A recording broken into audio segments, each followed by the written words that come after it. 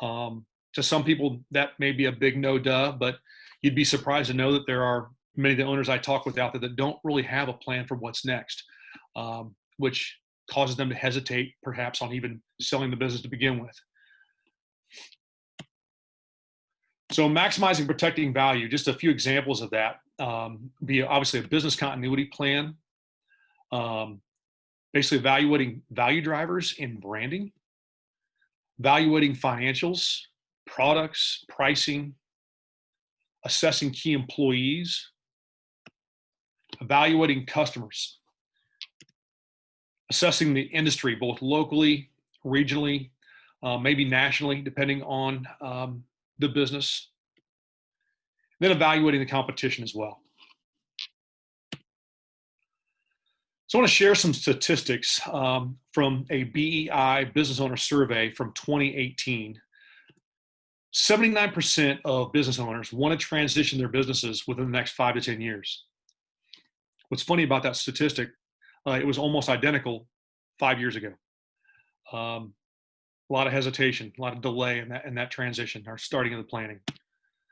80% of business owners believe that their transition will occur because of planning that they'll do or action items that they'll implement. 83% of business owners have not created concrete written plans for their transition. It's concerning. Less than 50% of small business owners are training key employees to operate the business in their absence, which is super scary. 85% of business owners do not have anyone to replace their skills and responsibilities. Again, it goes back to the training component. During a time of COVID-19, that's even scarier. And then the big no-brainer of the whole thing, 100% of business owners will leave their businesses at some point, willingly or not. So why exit planning? Why now? So we're going to talk about the risk, first of all. Business owners are clearly not prepared. Many and most that I speak with, not prepared to transition their businesses. Owners are not prepared if they or their partner or one of their key employees cannot continue to work. For instance, going into the hospital for an extended period of time.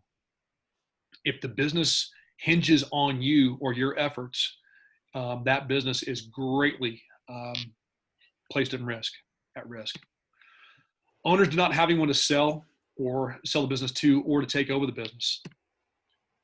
And in the end, they can't sell and the business can dissolve.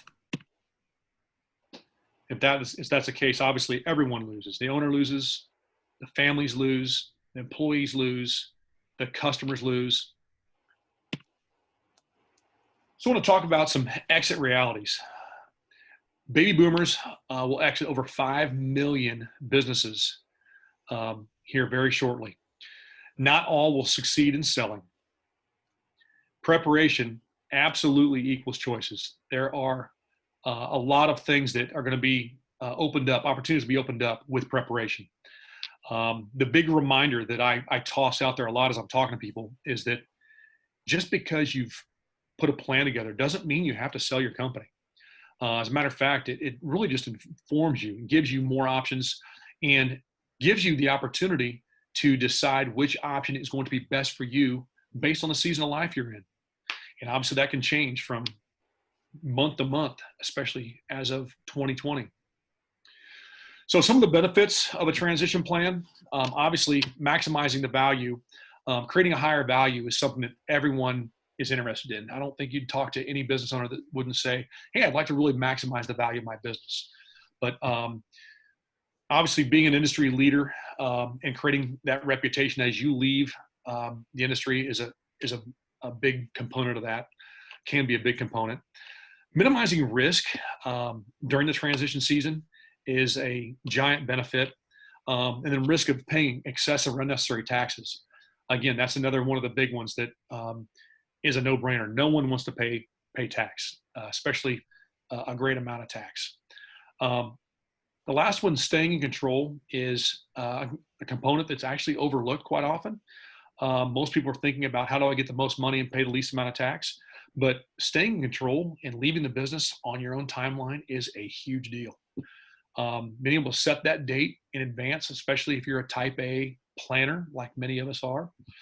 But setting that business also on a course that you think is best for the future is another, again, added benefit. The two that I feel like most folks are not focused on are maximizing value and minimizing risk. So I can't stress those enough. Those are the ones that can literally disrupt or delay or even prevent the transition from happening, period. So I'll talk briefly about some of the components of a transition plan. And, I'm going to illustrate a 7-step process. Some people say, hey, there's a 14-step process. Some people might say there's a 20-step process. There are many steps within these 7 steps. So I'm going to throw these out there and just know that there's you can make this as long and complex as you want. But step 1 is really making sure we establish the owner's objectives. And when I say owner's objectives, I mean when they want to leave, how much money they need for retirement, what they want their life to look like afterwards, maybe desires for key employees or maybe family members to stay in the business, to continue to work, maybe what they want that legacy to look like. There's a lot that goes into that. Certainly quantifying business and personal financial resources available so we know if they need a certain number to retire, we know how close or far away from that number we are and what we need to aim for. Maximize and protect the business value. We put several strategic items in place to make sure we're doing that. We're going to talk about and investigate what a third-party transfer sale would look like and the components of that, the pros and cons of that, the timeline of that. We're going to talk about transferring ownership to an insider, whether it be a partner, a family member, maybe a key employee, and again, the pros and cons around that, timelines around that, especially as we assess the skill set of that insider and how close or far away they are from being able to lead that company. Business continuity plan. This is something that I find is overlooked so often. It's basically a written emergency plan. If the wheels fall off and the owner cannot continue to lead that company, what needs to happen day 1, week 1, month 1, year 1, so that spouse or key employees or business partners are informed of what needs to happen. In the situation of a premature death, this is extremely valuable, especially for as a smaller business, for a surviving spouse that now maybe wasn't involved in the business at all and now has this business to run while they're grieving the loss of their loved one. Last but not least, the personal wealth and estate planning. Obviously, we're going to be inviting a wealth advisor, estate planner into this as well to ensure that once you do receive that nest egg from your business, what do you do with that money to maximize that as far as ROI? Obviously, sticking it in a mattress is not a viable option anymore. I'll talk about the transition planning timeline briefly. There's several phases of this, and these are all dependent upon the owner and how much access they give to us as we go to connect with them and meet with them on these various parts and components of the plan. But typically 30 to 90 days for a standard plan is what it's going to take to put together that information. As far as plan creation, we're looking at probably another 30 to 90 days, once again, dependent upon the complexity of the plan, what's involved, how many advisors are involved, and their schedule of accessibility as well. Implementation, I say 180 days to several years.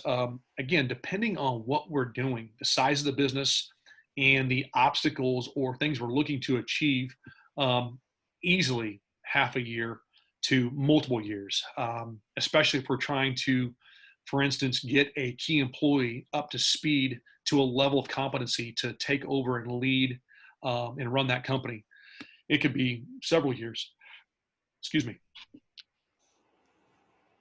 Most successful exits are really going to take 3 to 10 years to pull that off.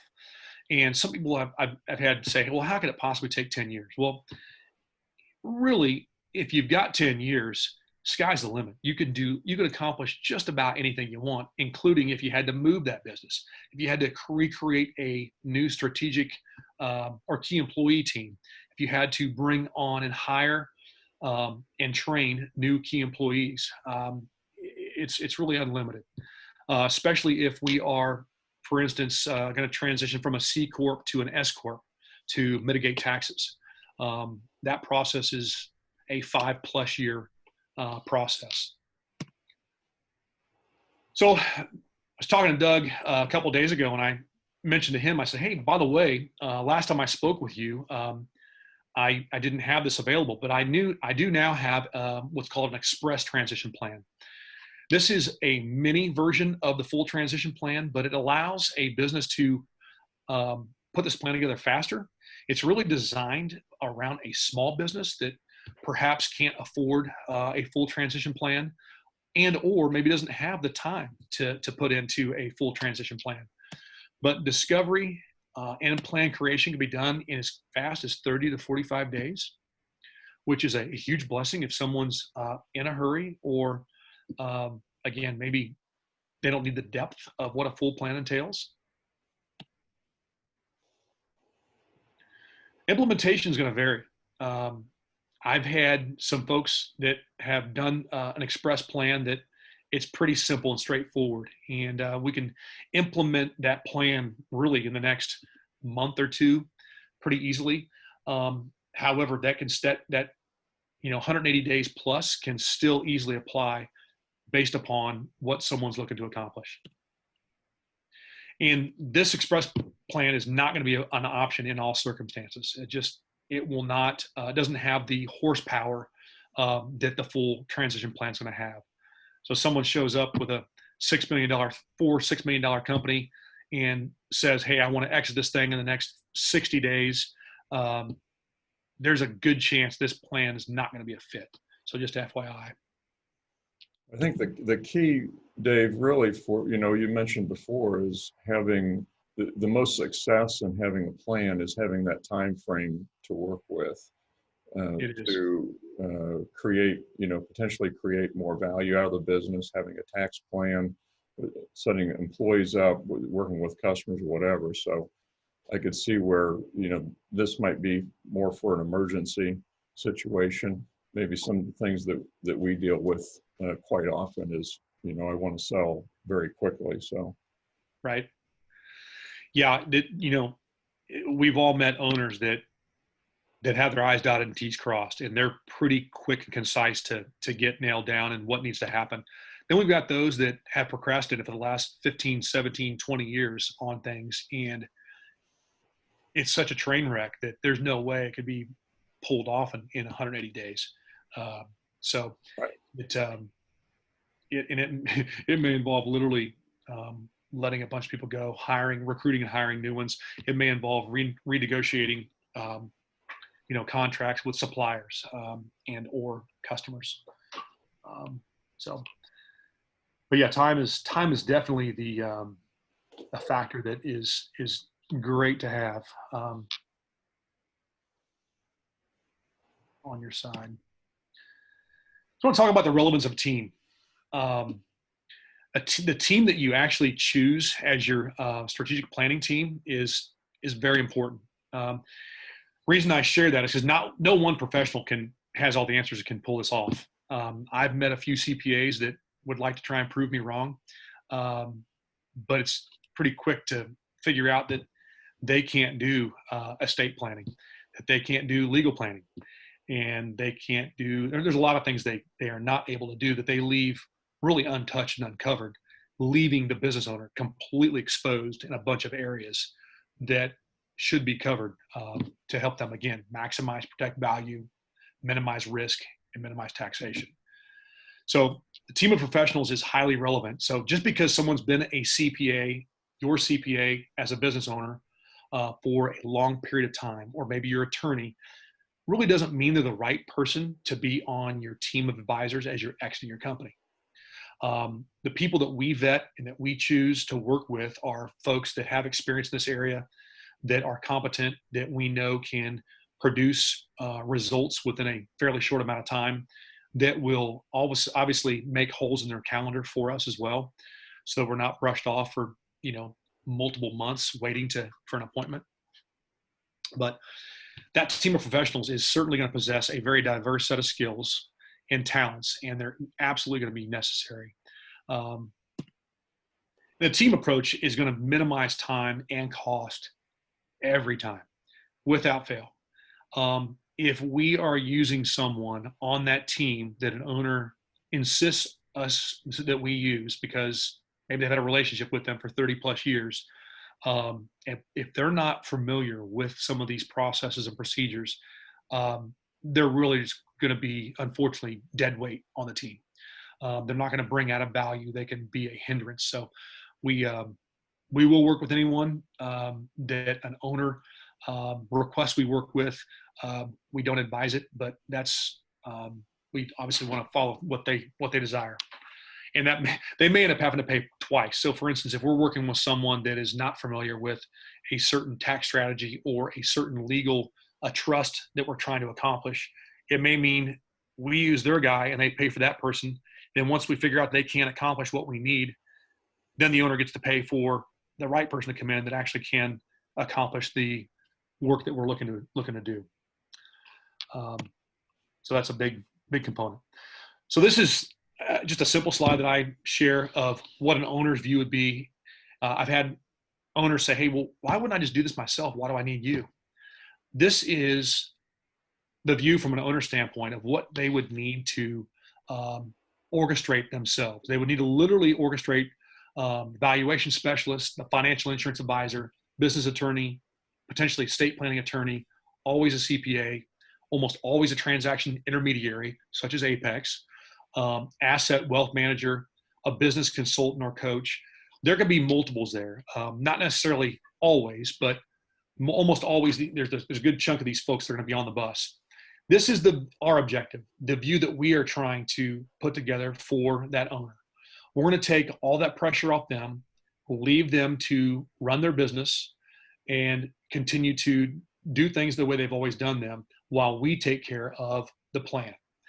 This is also going to ensure that this plan is accomplished in a fairly quick amount of time. We're going to hold folks accountable on producing their component, their part of that plan, whether it's the tax strategy, the wealth advisory strategy, certainly legal strategies or transaction strategies, and even valuating real estate, things like that. I ask a question at Yep. that point on that slide. How often would these people typically meet? So I'm assuming that you're wanting most of these people to get together, coordinate efforts, and understand the ultimate goal for the business owner. Are these people meeting once a quarter, or what's kind of typical for you? Yeah, again, depending on the size of the plan, how long we have to work with, it may be up front, hopefully just once, but should be ideally twice. Once in the planning phase as we put the plan together, once, and then again in the final presentation phase where we'll actually present the plan to the business owner.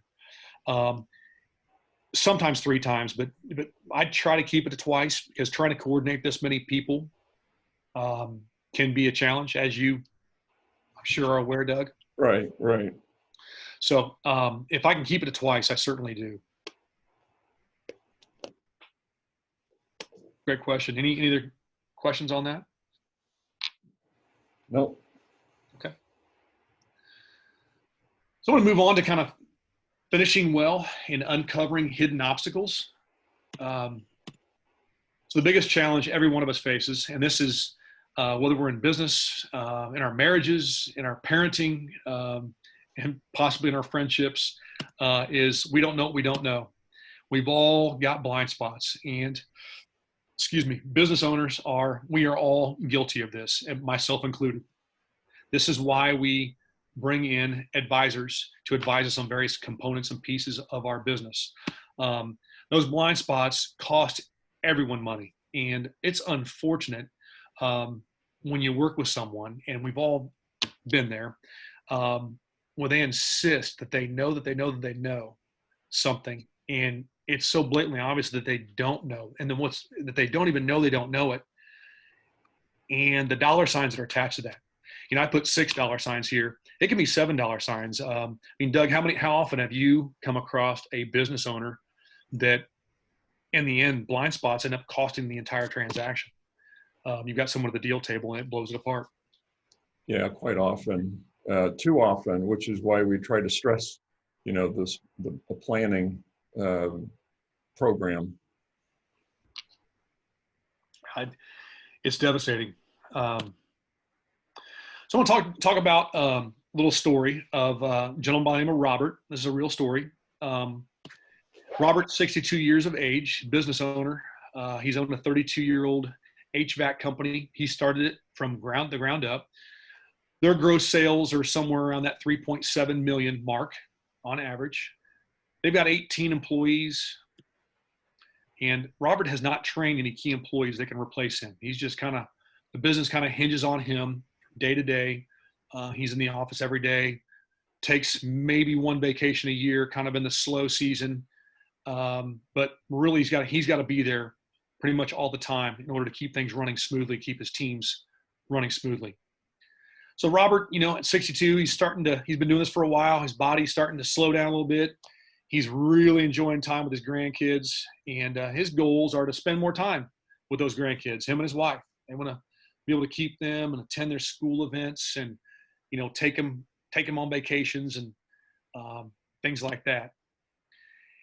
His big goal, like pretty much every business owner, is to cash out someday. He wants to prepare this business, and he wants to be able to sell it and get the money out and the blood, sweat, and tears that he's put into this thing. He wants to maintain his lifestyle, spending $250,000 a year, which is a big one in a post-retirement or post-business world. And then he has no transition plan in place right now in writing whatsoever. He thinks he's got a loose plan in his head of what could happen or might happen someday, but doesn't have anything in writing. So the big question, is Robert at risk? So Robert, unfortunately, has a stroke, and he needs 6 months to recover from that stroke. Hugely devastating. Despite their efforts, his wife, family members, and employees, they can't keep this business successfully running because the business was heavily dependent upon Robert. So his main employees in the middle of all this, because money got thin, got anxious, and they left for a stable paycheck. For those of you that don't know, industries like this, the blue collar trades, it's really hard to get employees. So those employees that are well trained can go get a job in the next 10 minutes across the street working for a competitor without an issue. So unfortunately, some of his employees got anxious and left for a stable paycheck. Business closed after 90 days after that stroke. Hugely disappointing. So what could Robert have done differently? He could have obviously established a written continuity plan, emergency plan. Every business owner needs this because this can happen to any of us. I mean, tomorrow, dinner tonight is not guaranteed for any of us. It is hugely devastating when a family, their life savings or life legacy business goes under due to an unforeseen circumstance beyond their control. Obviously, could have trained key employees. This would have been the main thing, to replace his daily role in the business so that wasn't fully dependent on him. He could establish an employee retention plan. And last but not least, communicated that emergency plan that he creates with his key employees so that they know, and obviously his wife as well, so that they know, should something happen, this is what needs to occur, so that people don't get anxious and leave. So if you're a business owner, why should this matter to me? No planning really equals less options. We've kind of touched on that once or twice. Less time, certainly, but less time equals less options, plus less control, plus more risk of when, how much, and to whom you get to leave the business to. Obviously, you're going to get more money for the business. if you can do the planning early, certainly going to pay less taxes, which again points to receiving more money in the end. Leaving a legacy. This is a big one. I'm going to pause for a second here and talk a little bit about this. A lot of folks want to focus as they leave their business, and a lot of advisors want to focus on the transaction itself. Transaction is hugely important, and there's a lot that goes into it. But leaving a legacy is of huge importance, and knowing what's next, what you want your life to be about, is really important. There are business owners out there that 2 or 3 years after their transition out of their business are walking around depressed with a pocket full of money. They hit their objectives. They got the money they needed, money they wanted. They left when they wanted, but they didn't have a clear picture of what they wanted their legacy to look like and what they wanted their life to even look like after the business. And depression sets in. And it's really sad when you think about it. And it can be changed really easily with some coaching, with some guidance in that, especially from all the stories that are out there from the folks that have already done this in years past or previously. That's a big deal.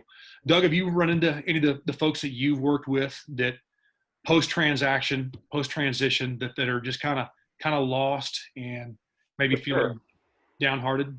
Yeah, well, and a lot of times it's their spouse that's downhearted. It's like, why are you around the house now all the time? We need to find something for you to do. Then there really hasn't been a plan in place for either one of them, and they hadn't really talked about it. So I think one of the things that makes sense, and we've heard, is having not, part of this team that you mentioned is also having the spouse involved in these decisions as well, so that they know together what their future holds and what this is going to mean for both of them, how long it's going to take, et cetera. So that when you get to the 11th hour, the spouse isn't getting nervous, that they know all along what's happening. So getting them involved. Absolutely, that's a great point. Yeah, you definitely want the spouse involved so that everybody's has a clear understanding of where you're at, where you're going, and why. That's a great point. Now, I think the pay less tax. Yep. Number 4 is something that when you talk about experts involved in this deal, in this plan, is having. Now, most CPAs don't have in-depth knowledge of all the different tax laws related to sales and acquisitions. And one of the things that we look for are experts in that area that actually teach other accountants to what to look for. And they work with an owner's accountant. They're not trying to take anybody's business from them, but there are strategies that most accountants don't know about because of the complexity of tax law. Yeah, absolutely. Yeah, it seems like that's changing yearly almost. At 2018, obviously, was a big change. Right.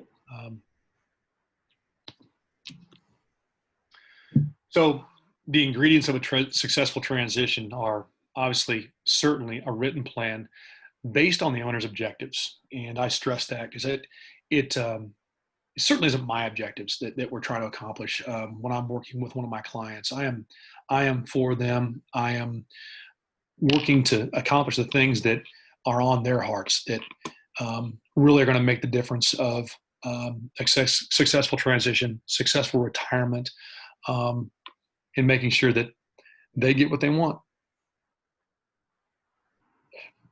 Experienced team of advisors to design and to implement that plan. Again, hugely important. Certainly cash flow and a quantified business value from a third party. Strong management team in place is absolutely critical. As investors are looking to buy businesses, obviously having that strong management team in place is critical in that they don't have to come in and try to run the business. They're not looking for another job. They may own several businesses. So that is absolutely critical, and making sure that that management team, that there's employment agreements in place. Time, time. Having that time on the side of the business owner is huge.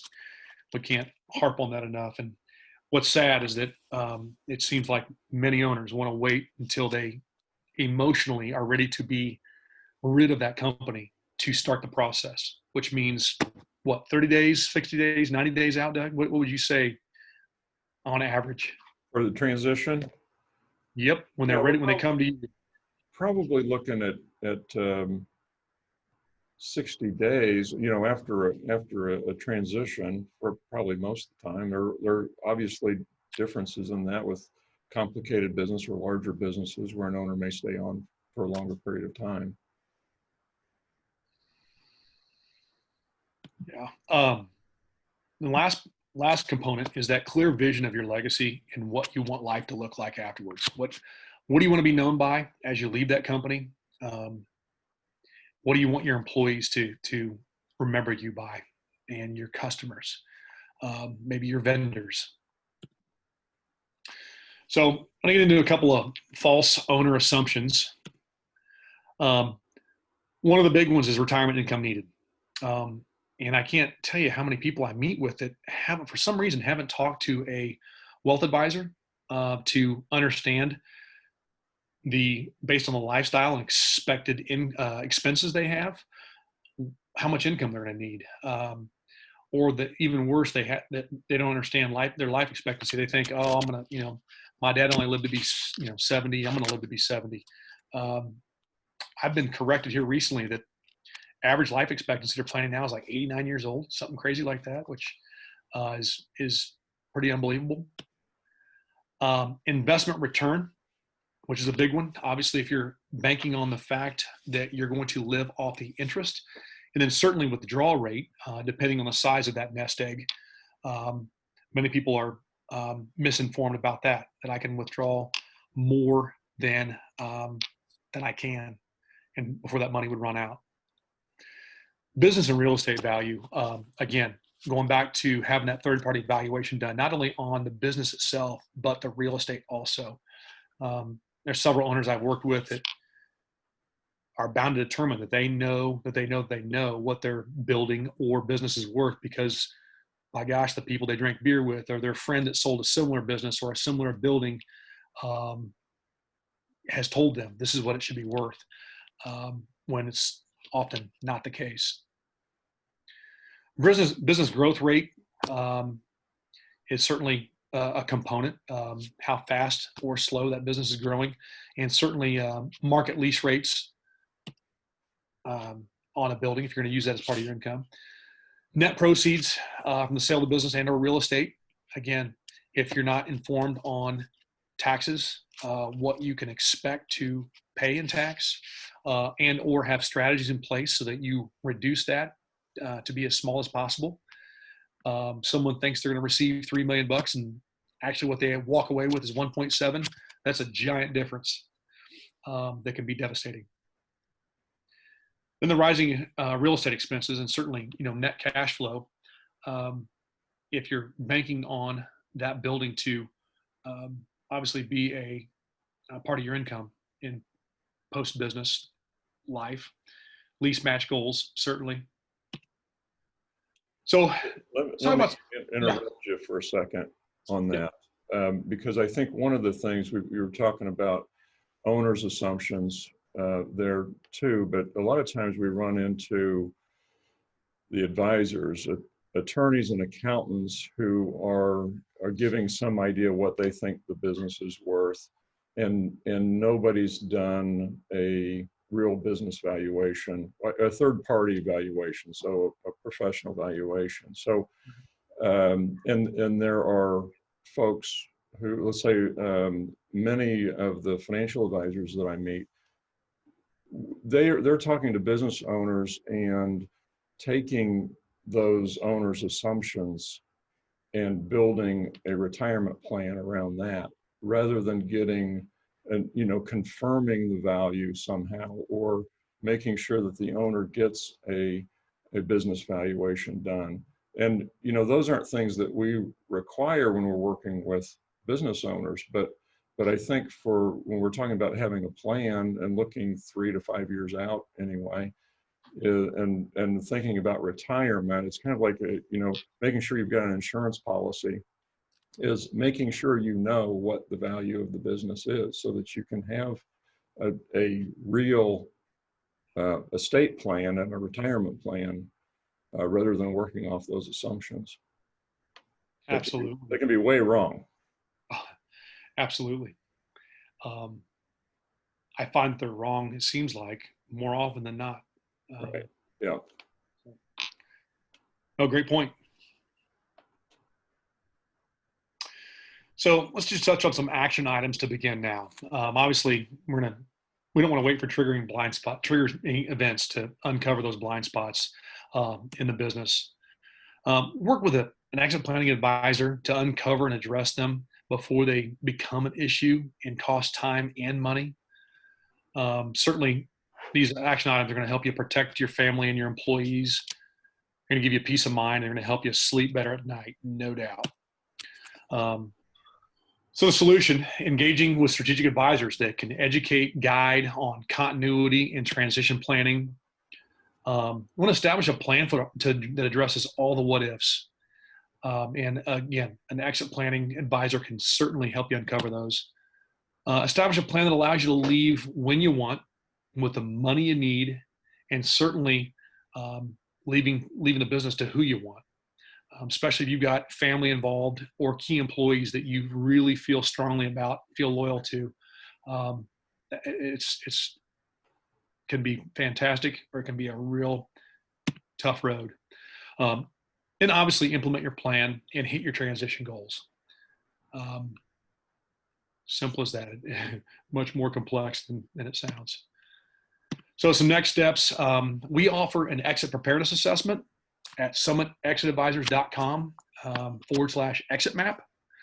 You can also just go to our website and you can click on the exit map there. It's a 15-20 minute survey that can help an owner assess how prepared they are to exit their company. Schedule a 1-hour confidential conversation with us, no charge. Perform obviously a business valuation. We've talked about that several times. A written business continuity plan, value driver assessment, then certainly begin a transition plan, a full transition plan. So that is all I've got. Do we have any questions, Doug, that have popped up? You know, one question that's out there is, you know, and you kind of touched on it a little bit with your express plan that you have, but in most cases you think, okay, well, when do I really need you? We know it'd be great to have a 3 to 5 year plan. That would be ideal. But when's it kind of too late to put a plan together?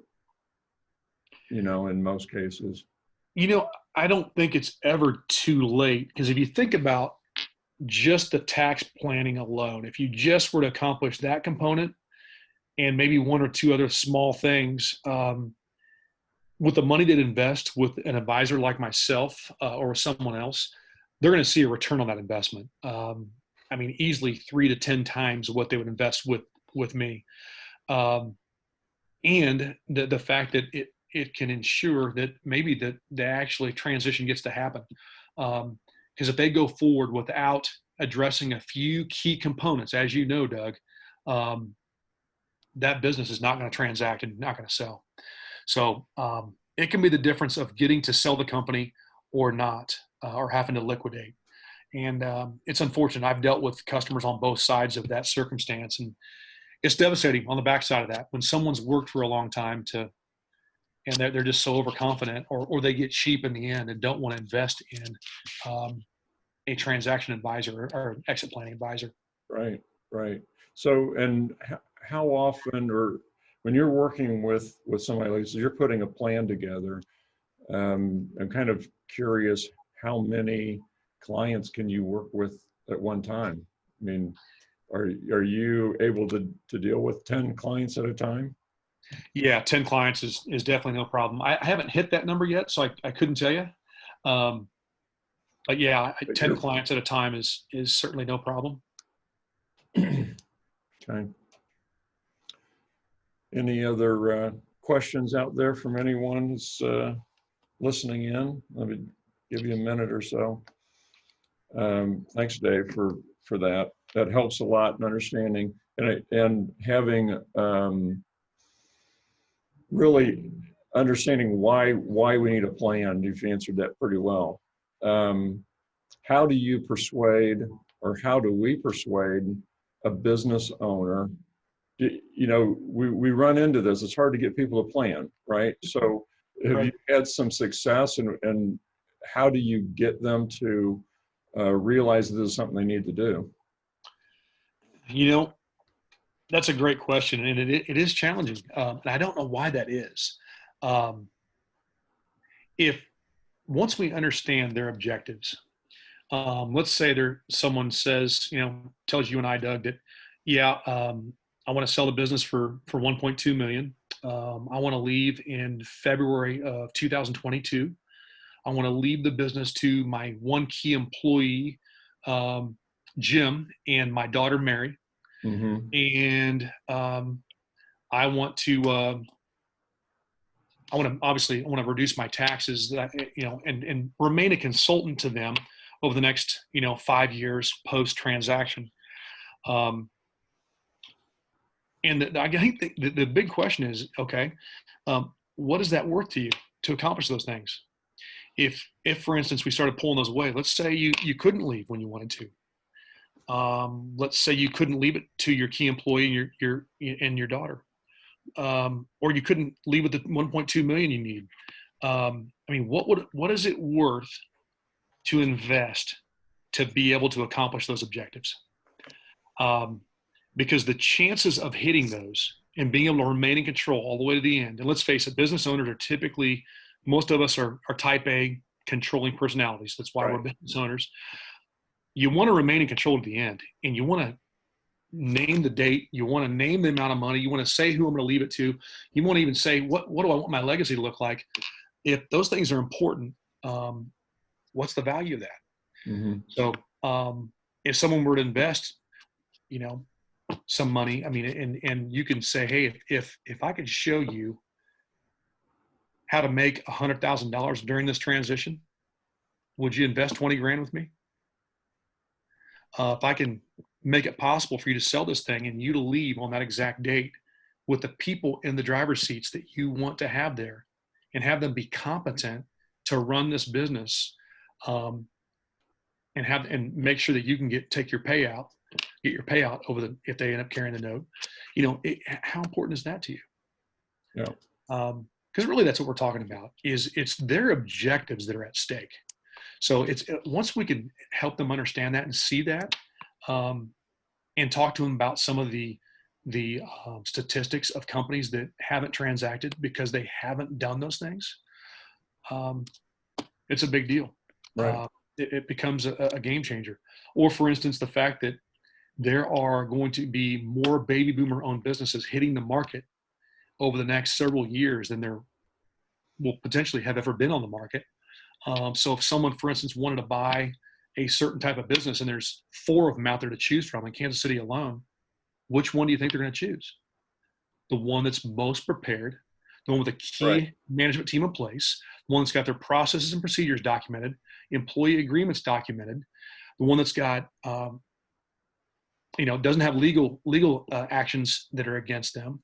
They've got great branding in place. They've got a great culture already built, and the business already does not stem or hinge upon the owner alone. Yeah. I mean, it's really an easy button for the buyer at that point. Within they're comparing to other businesses that are on the market, so it makes Absolutely. a big difference. How do you charge? I have a question on that for you, and your regular plans versus your express plan. Is it a percentage, or how do you do that? Yeah, great question. So with my express plan, I'm able to go do that for as little as $5,000, which is quite a bit different than the full plan. That again, it's dependent on the size of the company, but the starting point of that is $5,000. I can do a business valuation for as little as $1,500, again, depending on the complexity of the company. So it's become very reasonable to be able to work with someone like myself. And I've got a process that I walk through. That process happens to be able to be done over via Zoom. We don't have to be in person. So if you've got someone that is out of state, lives in a rural area, or maybe perhaps they're in danger of COVID-19, so they don't want to meet with anyone in person, Right. it can absolutely be accomplished over Zoom. It was already designed to do that. Okay. So, yeah, does that answer your question? So does the 5,000, does that include the valuation, or is that the valuation then 1,500 on top of that? The valuation would be on top of that. Okay. Because I think, most valuations that we're coming across are in that 4,000 to 5,000 range to start with. And again, it kind of depends on the situation and the size of the business as well. But Sure. okay, that's very doable. So your other's going to be higher price based on what's going to be required, how long the plan's going to be, how long it's going to take. Is it a 180-day situation or? Yeah. So none of those plans include implementation, by the way. That's just the planning process. That's arranging and organizing the team of advisors, certainly on the bigger plan, meeting with them, coming up with a rough draft, presenting that to the owner, and then going back and making any alterations that may need to be made to the plan, and then a final presentation of that plan. The mini plan or the express plan is a much faster, less complicated deal. There's not going to be two big meetings of advisors in that. It's going to be less entailed, less involved, less of my time. Okay. Well, obviously it has to be a quicker turnaround based on what their needs are. Absolutely. Okay. Good. Any other questions out there? You've got Dave's information. You have, sure, Apex information. So you can reach out to us if you have questions, if you want more information. We can certainly, we're very interested in helping people with a plan. We have much more success with businesses in the sale when there is a plan in place. When I've worked with clients over a couple of year period, makes a huge difference on the value of the business. We can show the difference that it makes when there's a plan in place.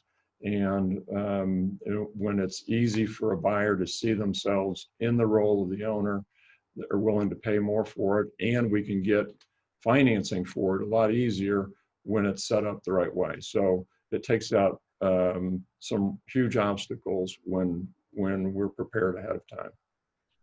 So that's good. Well, thank you very much. I think that is all of the questions that we have. Thank you, everyone, for joining us today, and got you out in time for lunch. So everybody have a great rest of your day and take care. Thanks. Thanks, guys. Bye.